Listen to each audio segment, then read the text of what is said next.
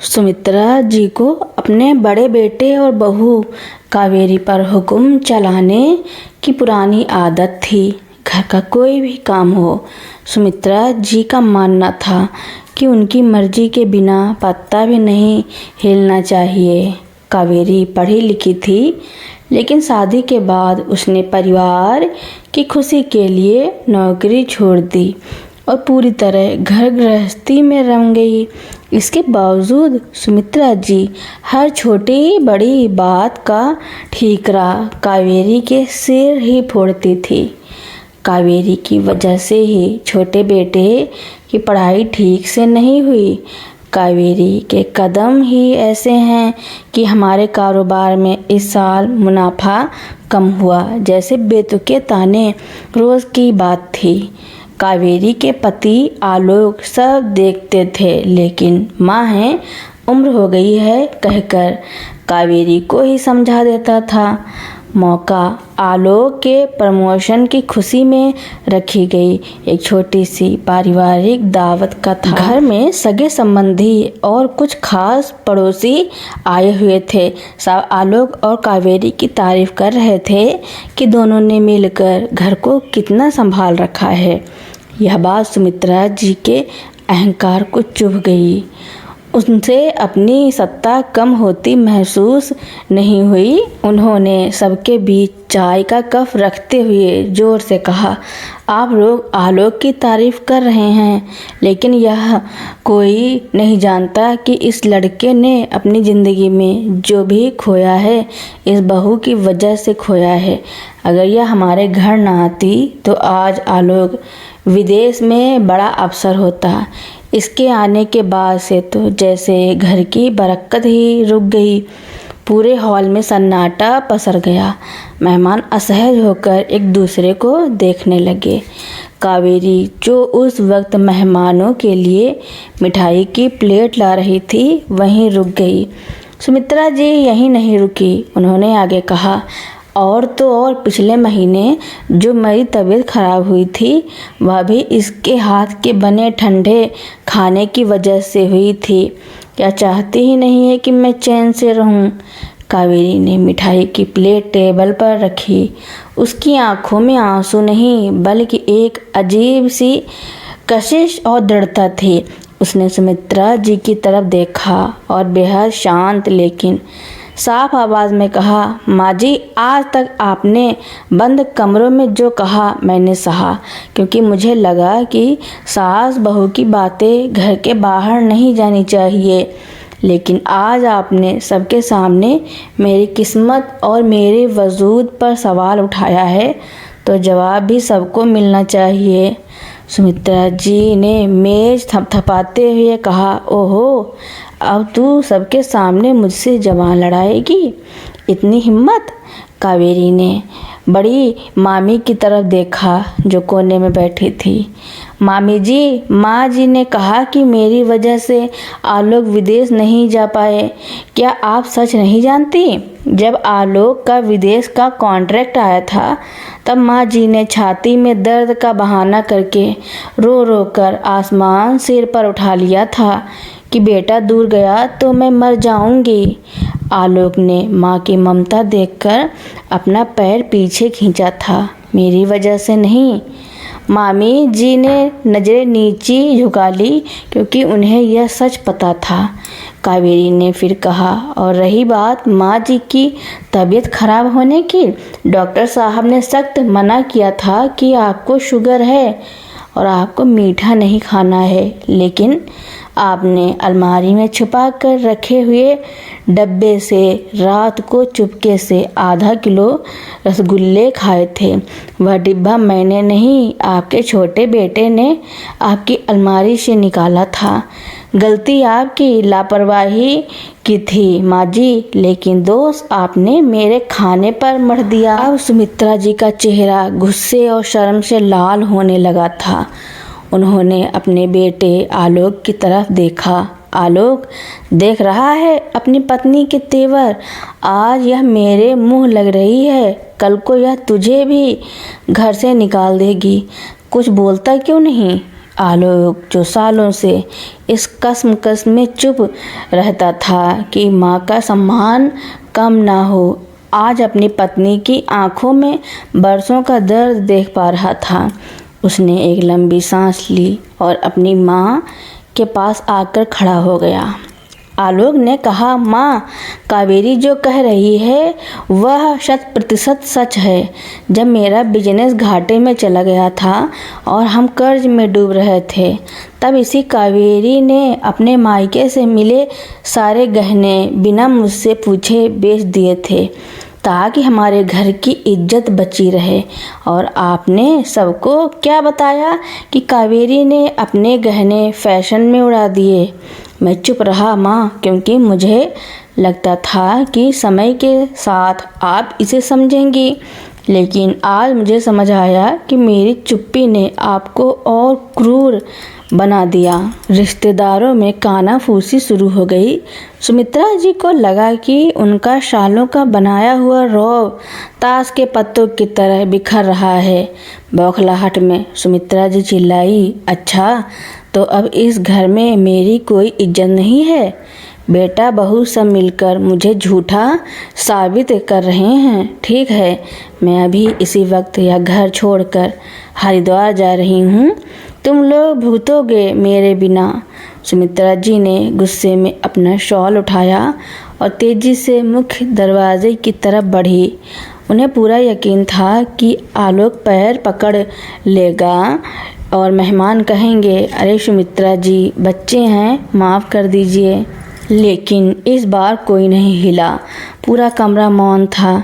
जैसे ही सुमित्रा जी ने दरवाज़ा खोला, बाहर कड़ाके की ठंड थी और घना कोहरा छाया हुआ था। इतनी ठंड और सन्नाटे में बाहर कदम रखने की उनकी हिम्मत नहीं हुई। उन्होंने मुड़कर देखा, लेकिन किसी की आंख में रोकने की मिन्नत नहीं थी। सबको समझ आ चुका था कि यह सुमित्रा जी का आखिरी दांव था। डर और अकेलेपन के एहसास ने सुमित्रा जी के घमंड को पल भर में तोड़ दिया। पैर कांपने लगे और वह दरवाजे की चौखट पर ही बैठकर रोने लगी। कावेरी उठी, रसोई से गुनगुने पानी का गिलास लाई और सुमित्रा जी के सामने घुटनों के बल बैठ गई। उसने पानी का गिलास सुमित्रा जी के हाथ में थमाया और कहा, माँ जी, यह घर आपका था, है और रहेगा। आलोक आपकी संतान है और मैं आपकी बहू। इस घर की चौखट से बाहर पैर रखने की ज़रूरत आपको कभी नहीं पड़ेगी। लेकिन हाँ, इस चौखट के अंदर आप तानों की नहीं बल्कि आपसी सम्मान की हवा चलेगी। अगर आप इस घर की मालकिन बनकर डराना छोड़ दे तो माँ बनकर राज करने के लिए पूरा घर आपका इंतज़ार कर रहा है। सुमित्रा जी ने कावेरी का हाथ पकड़ लिया। उनकी आंखों से बहते आंसू अब गुस्से के नहीं बल्कि पछतावे के थे। उन्होंने आलोक और कावेरी को गले से लगा लिया। सुमित्रा जी का अहंकार टूट चुका था और घर में एक नई शांति ने जन्म ले लिया था। अगले कुछ महीने घर में बड़े सुकून से बीते। सुमित्रा जी अब रसोई में कावेरी का हाथ बटाने की कोशिश करती और बात बात पर ताने मारने के बजाय मुस्कुराकर बात करती। कावेरी भी अपनी सास को पूरा मान सम्मान दे रही थी, लेकिन बरसों का स्वभाव इतनी जल्दी पूरी तरह नहीं बदलता। सुमित्रा जी के भीतर का पुराना रौब शांत जरूर हुआ था, लेकिन मरा नहीं था। वह बस सही समय के इंतजार में सो गया था और वह समय तब आया जब सुमित्रा जी के छोटे बेटे अमन की शादी तय हुई। अमन की शादी तान्या से हुई, जो एक आधुनिक बड़े शहर की पढ़ी लिखी और बेहद मुफ्फट लड़की थी। सुमित्रा जी के मन में कहीं न कहीं यह कसक थी कि आलोक और कावेरी के सामने उनका सिर झुक गया था। इसलिए उन्होंने सोचा कि नई बहू तान्या को वह अपने ढर्रे पर चलाएगी और घर में अपनी खोई हुई सल्तनत वापस हासिल करेगी। तान्या के घर आते ही सुमित्रा जी ने फिर से वही पुराना रूप दिखाना शुरू किया। तान्या, हमारे घर में बहुएं सुबह 5 बजे उठती हैं।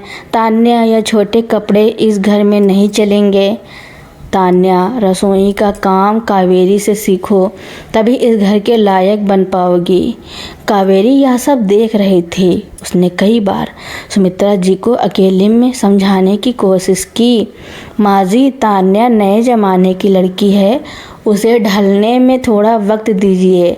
रोक टोक से रिश्ते बिगड़ेंगे। लेकिन सुमित्रा जी चिढ़ जाती। तू अब मुझे मत सिखा कावेरी, तू सुधर गई इसका मतलब यह नहीं कि मैं घर की चाबियां नई बहू को सौंप दूं। तान्या कावेरी की तरह चुप रहने वाली लड़की नहीं थी। जब सुमित्रा जी की टोका टाकी हद से ज़्यादा बढ़ गई तो एक दिन नाश्ते की मेज़ पर तान्या ने सीधे सुमित्रा जी के सामने अपनी प्लेट खिसका दी। तान्या तीखे स्वर में बोली, मम्मी जी, मैं इस घर की बहू बनकर आई हूँ, आपकी बंधुआ मजदूर नहीं। मैं कब उठूँगी, क्या पहनूँगी और कैसे रहूँगी, यह मेरा निजी मामला है। अगर आपको मेरी इतनी कमियाँ दिखती हैं तो आपने अमन की शादी मुझसे क्यों कराई। सुमित्रा जी सन्न रह गईं। उन्होंने अपनी ज़िंदगी में कभी किसी बहू से ऐसे सीधे और कड़े शब्द नहीं सुने थे। कावेरी जब बोलती थी तो उसकी आवाज़ में मर्यादा और दर्द होता था, लेकिन तान्या की आवाज़ में साफ बगावत और गुस्सा था। सुमित्रा जी ने गुस्से में कावेरी और आलोक की तरफ देखा। देखा तुम लोगों ने, यह है इस घर की नई बहू। मेरी उम्र का, मेरे तजुर्बे का कोई लिहाज ही नहीं है इसे। तान्या ने खड़े होते हुए कहा, लिहाज उसका किया जाता है मम्मी जी, जो लिहाज के काबिल हो। आप हर वक्त सिर्फ कमियां निकालती हैं। इस घर में अगर दीदी ने आपकी प्रताड़ना झेली है तो इसका मतलब यह नहीं कि मैं भी झेलूंगी। घर का माहौल एक बार फिर तनावपूर्ण हो गया। सुमित्रा जी रोती हुई अपने कमरे में चली गईं और तान्या गुस्से में पैर पटकती हुई अपने कमरे में। शाम को कावेरी चाय लेकर तान्या के कमरे में गई। तान्या ने मुंह फेरते हुए कहा, दीदी, अगर आप मुझे समझाने आई हैं तो प्लीज़ मत समझाइए। मैं मम्मी जी की तानाशाही बर्दाश्त नहीं करूँगी। कावेरी ने मुस्कुराकर चाय का कप उसकी तरफ बढ़ाया और शांत आवाज़ में कहा, तान्या, मैं तुम्हें झुकने के लिए कहने नहीं आई हूँ। आत्मसम्मान की रक्षा करना तुम्हारा हक है और आज तुमने जो किया वह गलत नहीं था। लेकिन एक बात याद रखना, जब हम गुस्से में पलटवार करते हैं तो हम अक्सर सही होते हुए भी गलत दिखने लगते हैं। माँ जी का एक अतीत है, उनका एक स्वभाव रहा है जिसे बदलने में थोड़ा वक्त लगेगा। तुम अपनी सीमाएं तय करो, लेकिन लहजे में थोड़ी कड़वाहट कम रखोगी तो बात सीधे दिल पर लगेगी, अहंकार पर नहीं। तान्या ने कावेरी की तरफ देखा। उसे समझ आया कि कावेरी कोई कमज़ोर औरत नहीं थी, बल्कि वह बेहद परिपक्व थी जो घर को जोड़ना जानती थी। इसके बाद कावेरी सुमित्रा जी के कमरे में गई। सुमित्रा जी बेड पर लेटी आंसू बहा रही थी। कावेरी ने उनके पैर दबाते हुए कहा, माँ जी, उस दिन चौखट पर आपने जो आंसू बहाए थे, क्या वह सिर्फ एक नाटक था या सच में आपको एहसास हुआ था कि रिश्ते डर से नहीं प्यार से चलते हैं। सुमित्रा जी ने रोते हुए कहा, कावेरी, मैंने तो सिर्फ उसे इस घर के तौर तरीके सिखाने चाहे थे, वह तो मेरे सिर पर ही चढ़ गई। कावेरी ने बड़े प्यार से कहा, माँ जी, तौर तरीके सिखाने और हुक्म चलाने में फ़र्क होता है। आपने तान्या को अपनी बहू माना ही कहाँ, आप तो उसके ज़रिए अपनी वो ताकत वापस पाना चाहती थी जो आपको लगता है कि आपने मेरे सामने खो दी थी। माँ जी, सम्मान मांगा नहीं जाता, कमाया जाता है।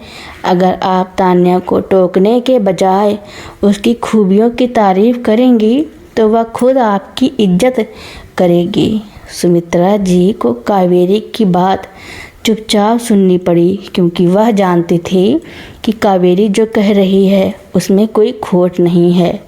अगले दिन सुबह सुमित्रा जी रसोई में आई। वहाँ तान्या चाय बना रही थी और माहौल में एक अजीब सी खामोशी थी। सुमित्रा जी तान्या के पास गईं और धीरे से बोली, तान्या, कल मैंने ज़्यादा बोल दिया था। मुझे तुम्हारी आदतों को समझने के लिए थोड़ा वक्त देना चाहिए था। मुझे माफ़ कर देना। तान्या ने हैरान होकर अपनी सास को देखा। उसने कभी नहीं सोचा था कि इतनी कड़क सास इतनी आसानी से अपनी गलती मान लेगी। तान्या का गुस्सा पल भर में पिघल गया।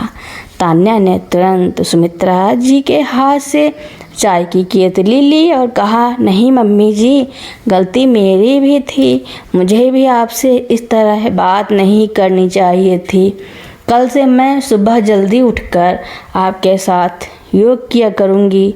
आप मुझे सिखाएंगी ना? सुमित्रा जी की आंखों में खुशी के आंसू आ गए। उन्होंने तान्या को गले से लगा लिया। दूर खड़े आलोक और कावेरी मुस्कुरा रहे थे। आज सुमित्रा जी को समझ आ गया था कि घर की मालकिन की असली ताकत हुक्म चलाने में नहीं, बल्कि दो अलग अलग विचारों वाली बहुओं को एक धागे में पिरोकर रखने में है। और इस बार घर सचमुच टूटते टूटते बच गया था, क्योंकि अब घर में चुप रहने वाली नहीं, बल्कि सही रास्ता दिखाने वाली कावेरी मौजूद थी। तो दोस्तों, मेरी कहानी सुनने के लिए आपका बहुत बहुत धन्यवाद। ऐसी ही नई नई कहानियाँ सुनने के लिए मेरे चैनल को लाइक, कमेंट, शेयर, सब्सक्राइब एवं बेल आइकन का बटन दबाना ना भूलना, ताकि मेरी नई नई कहानियाँ आप लोगों तक पहले ही पहुँचती रहें। धन्यवाद।